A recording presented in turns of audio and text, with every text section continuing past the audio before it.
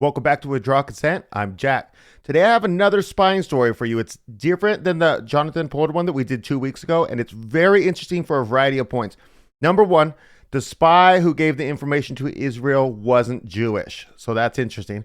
Number two, he fed the information to Israel through AIPAC, and if you don't know, AIPAC lobbies politicians to make sure that they're all pro-Israel and then spends money getting anybody out who's not pro-Israel.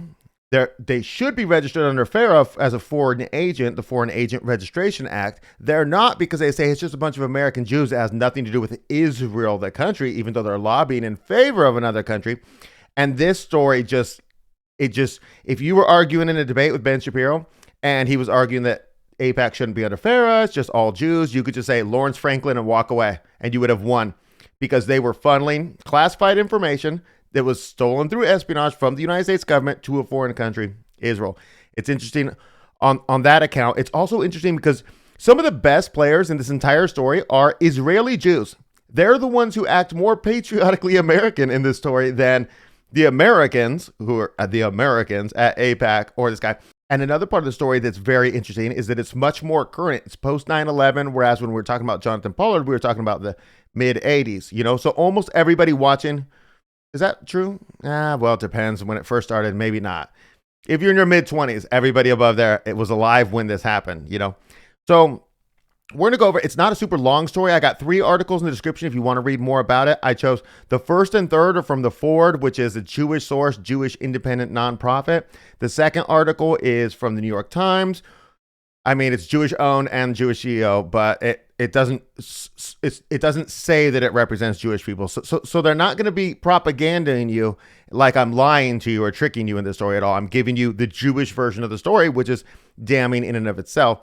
And so the first one is like right after it happened. The second one is after he got sentenced. And the third article is years down the road after everything's blown over, like what the final thing was. Okay, so there's this guy and his name's Lawrence Franklin. And he works at the Pentagon, and he's an analyst, and he's a devout Catholic.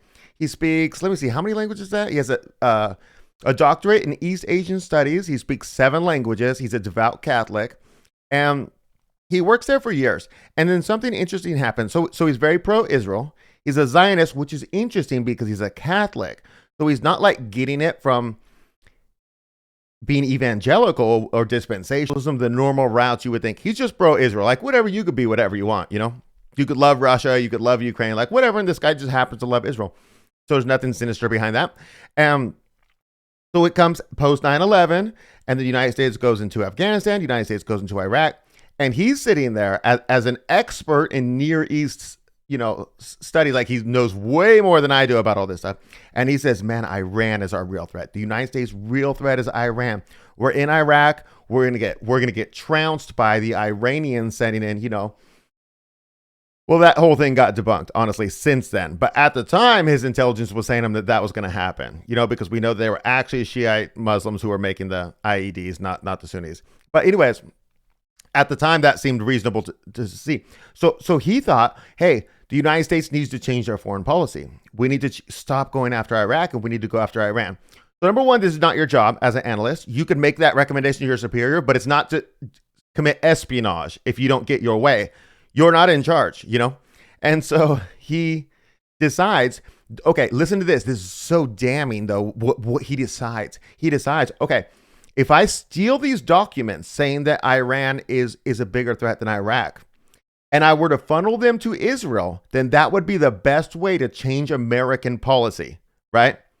Give the documents to Israel. Israel will then realize, oh, it's Iran, not Iraq. Then Israel will snap their fingers or do their thing through AIPAC and all of that, and shift the politicians away from Iraq to Iran. So that's pretty damning.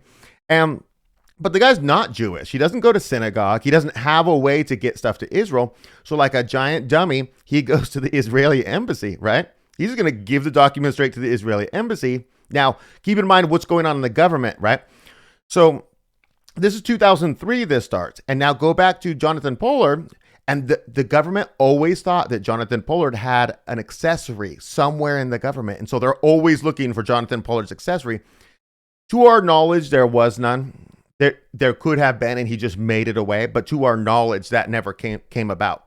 So they're on watch for this stuff. When he goes to give the documents at the Israeli embassy, the people from the Israeli embassies who are Israelis working in the Israeli government say, no, we're not taking these documents. This is clearly classified stuff. We're not looking at them. We're not taking them. And so then they tell him, shoo, he leaves. They call the FBI, right? So they're the heroes of the story, is the Israelis, citizens at the Israel. I'll give them props where it goes, And so too bad we can't find some Americans with as much loyalty to the Israel-America relationship, And so now the FBI starts tracking this guy.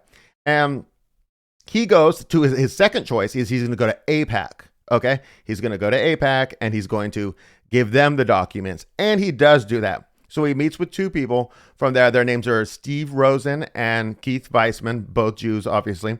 And he meets with them, gives them the documents. I'm not sure if this time the documents go to Israel. I'm not sure, but they do send documents to Israel, right?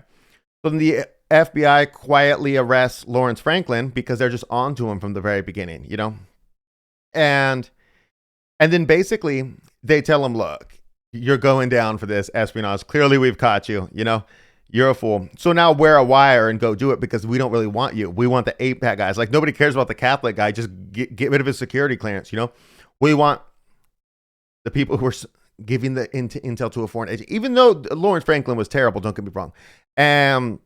So he wears a wire. He goes into a meeting. You can read all about that in the first article below.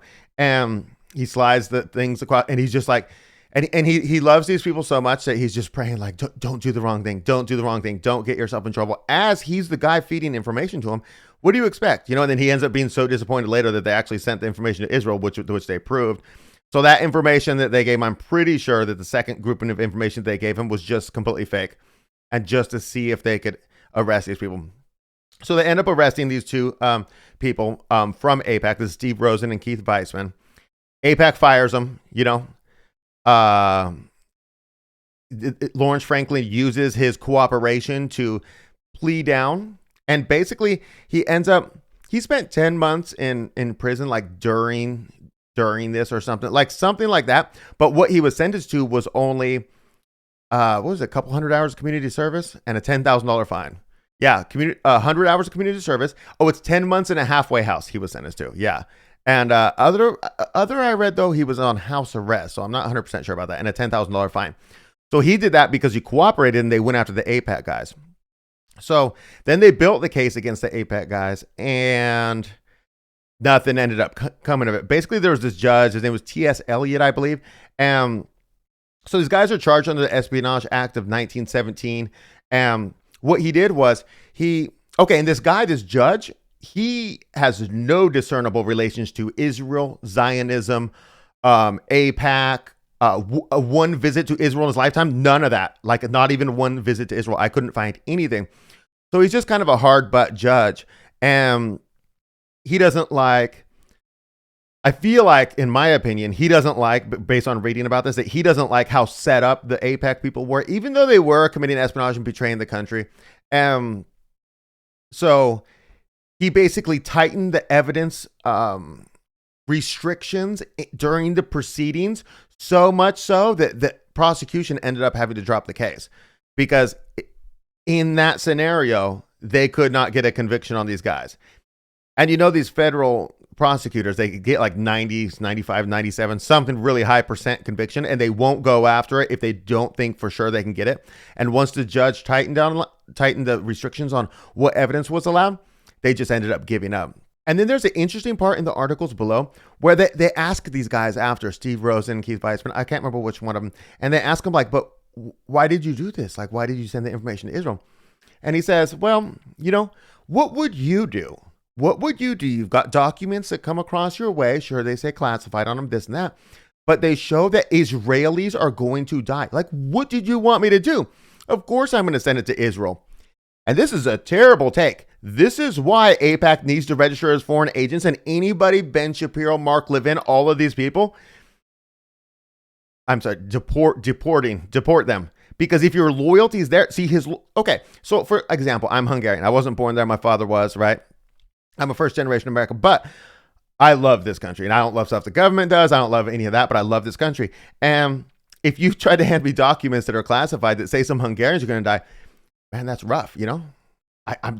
It's not my concern though. It's not my duty. You know what I mean? My duty's to my country.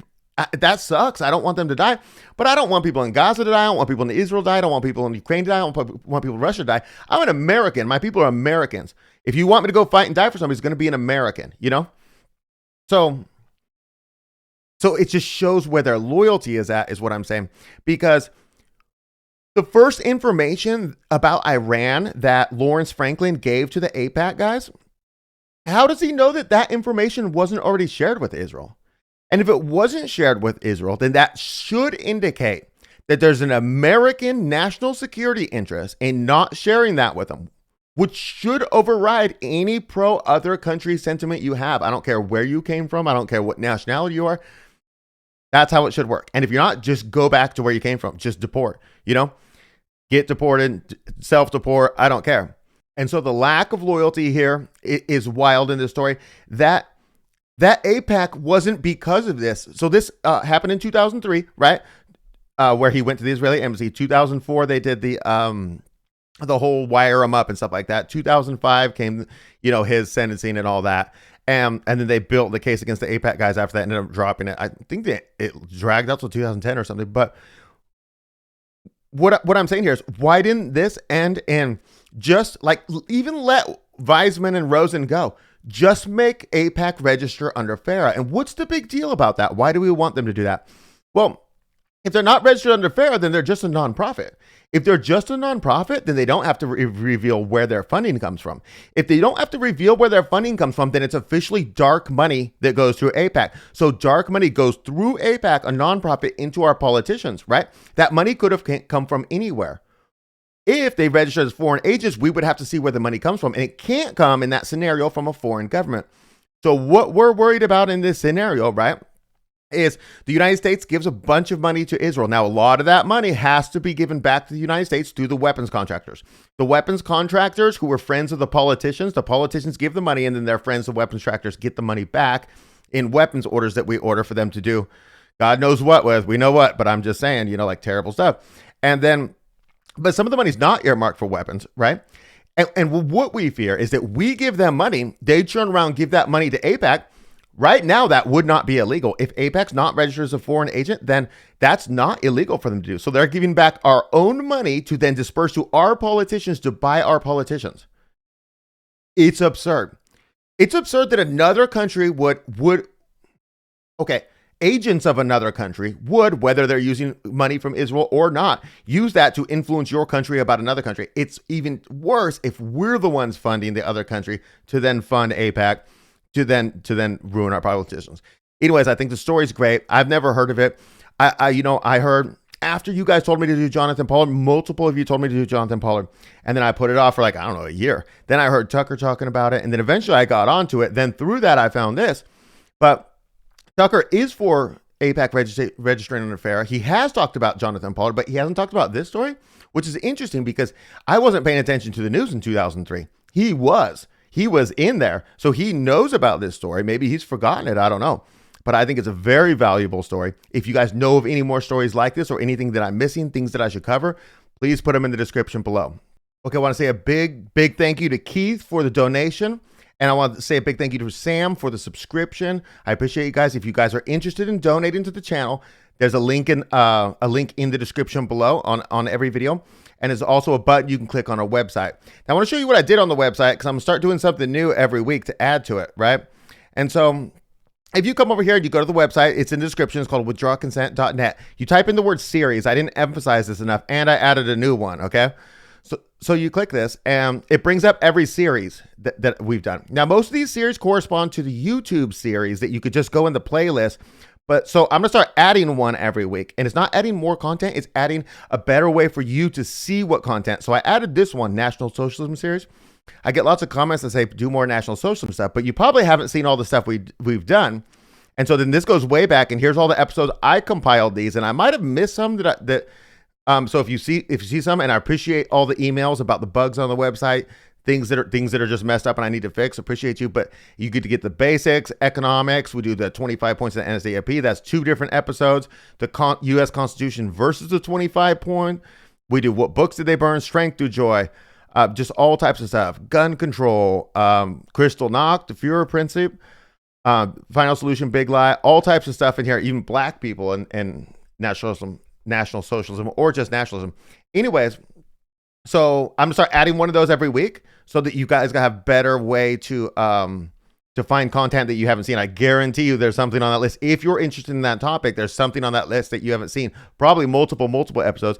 And I rewatched a couple episodes for the episode I'm gonna make on Thursday, and the ones with Victor in it I really miss Victor. I just saw multiple ones with just me and multiple ones with him and miss Victor.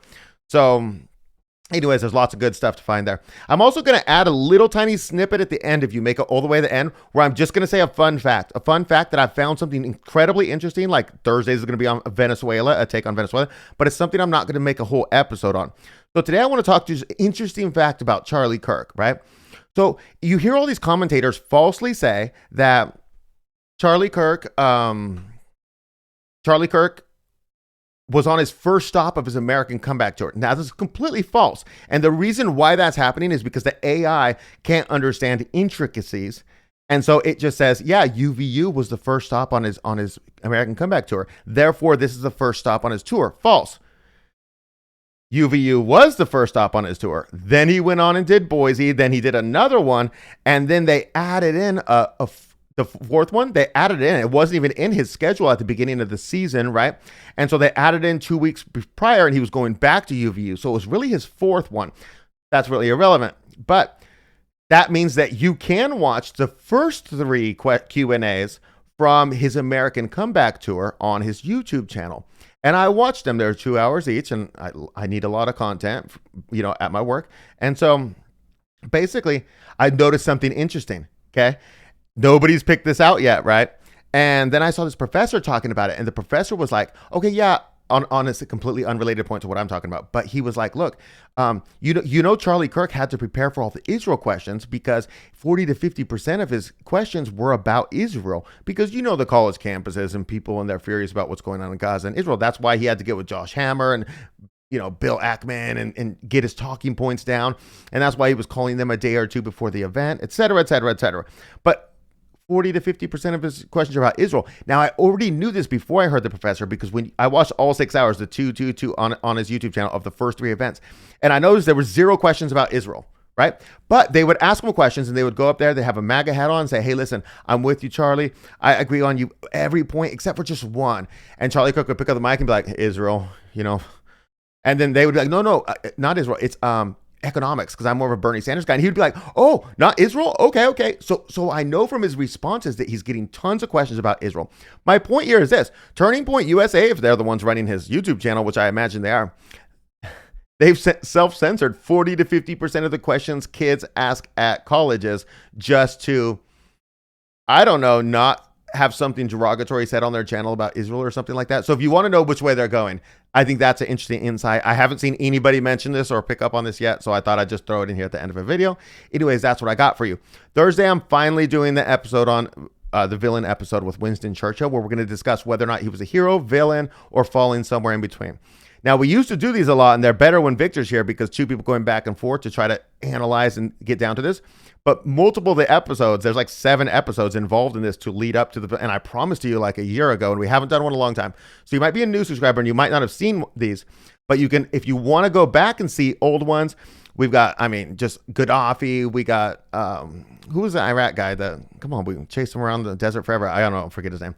And, we got Malcolm X, we got Martin Luther King Jr., we got Elon Musk, we got all types of stuff. You can find those on the playlist on YouTube, or you can find them through the website by just typing in series, go to villain series, and you'll see them there. Anyways, Thursdays is Winston Churchill. Hope to see you guys there.